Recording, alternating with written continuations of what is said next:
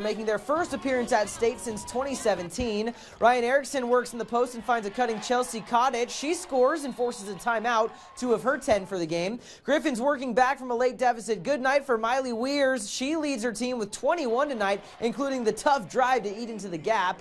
But it's too much Elm Creek, and Kendall Cavaney, the Buffalo sophomore sensation, goes for 27, tying her career high. It helps her team dominate 60-44. Elm Creek advances to the state semifinals for the first time in 20 years. It feels amazing to actually be a part of it and be a part of the school history now. After I hit my first 3, I knew my shot was on and I was ready. My shots were on and I was like, I'm ready to play the game. Buffaloes get the winner of this next one. Southwest rides into Lincoln with just 1 loss on the year, but it's a rough start for the Rough Riders. Atlee Nelms is cleaning up, though, after her teammates. Southwest trails by 10 in the second quarter. Defense to offense later for the Trojans. Caitlin Ahrens runs the floor and the break. She scores 2 of her game-high 17. The lead is now 12. And then more from Cedar Catholic later before half. Addison Walter, great pass to McKinley Lammers on the backdoor cut. Trojans run away with the upset, 54-27. Milford makes it back to Lincoln for the first time since 2008. The Eagles have never won a game here. They're motivated to change that against Arlington. Isabel Yeakley is yucking up threes. Doesn't matter if they're cash money. It's a 13-point game. Taylor Oldfield looks young and lively from beyond the arc. Spring in her step as the Eagles can taste victory. It's a party in the nest for the first time in school history. The Eagles fly past the quarterfinals. Milford wins 61-40 to advance to the Class C1 semis.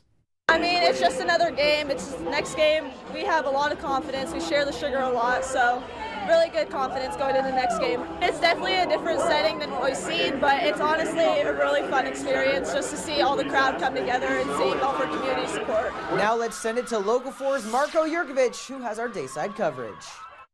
Thanks, Mason. Teams are in championship chasing mode now as we're in day 1 of quarterfinal action here at the state tournament in Lincoln. Teams in classes A, C1, and D1 competing as they're just 3 wins away from clinching a state title. We start in C1, number 5 Bridgeport taking on number 4 Gothenburg. Zoe Beveridge pushing it on the break, eventually leaving it for Halsley Tamala for 2. Swedes on a roll early. Later, Beveridge open and fires, connecting from deep, 1 of her 8 triples, which sets a C1 state single game record.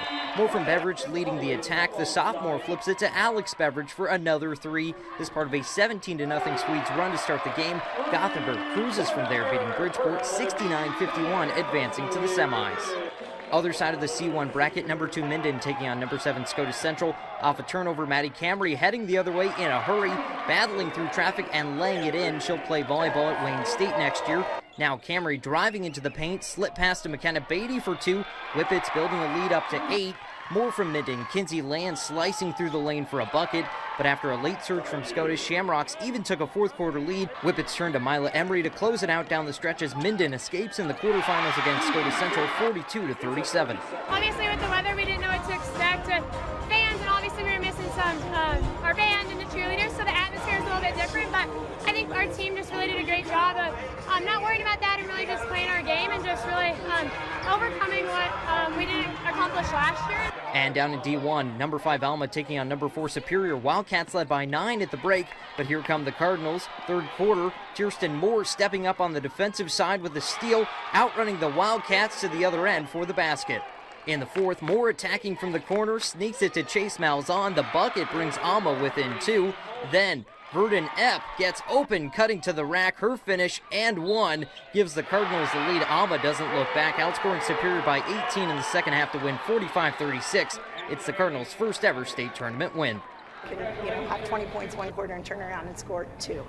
So we've kind of battled that all season. We've talked to the girls that we have to have 4 quarters of play. We got down early on and we'd said at halftime, 9's not that bad. We can handle that. And we wanted to get this first win. We knew that it was possible, and we wanted to be here all weekend. So great feeling. Reporting from the girls' state basketball tournament in Lincoln, Marco Yurkovich, Local 4 Sports. Well,